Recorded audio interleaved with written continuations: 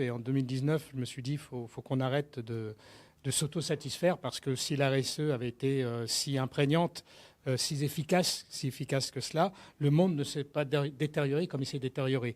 Et quand je dis le monde, c'est l'environnement, la planète, mais aussi social. Parce que de toute façon, tout est interdépendant. Et donc, j'ai eu cette intuition que la permaculture, qui est pour moi quelque part le plus vertueux des modes agricoles, pouvait inspirer. Pourquoi ça s'est concrétisé? J'ai fait un groupe de travail avec des collaborateurs, d'autres dirigeants, un philosophe. Et en fait, j'ai même découvert beaucoup de choses dans la permaculture. Le fondateur a fait un bouquin de 700 pages écrit très petit sur tout le concept. C'est pour vous dire que c'est du lourd.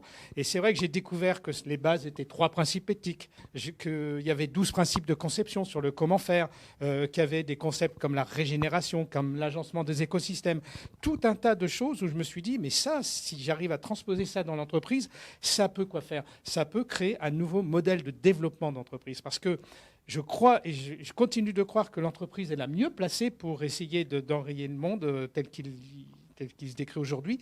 Mais le problème, c'est qu'il n'y a pas de modèle de développement.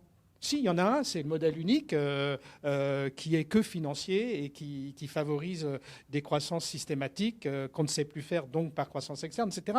Mais il n'y a pas d'autre modèle de développement. Les RSE, il y a des référentiels. On va vous dire, voilà, des indicateurs qui peuvent vous aiguiller. Mais ce n'est pas un modèle. Donc c'est ça que je me suis dit, il faut créer un modèle. Il y a des secteurs ou des entreprises où le terrain est plus fertile que d'autres. Ça, il ne faut pas se leurrer.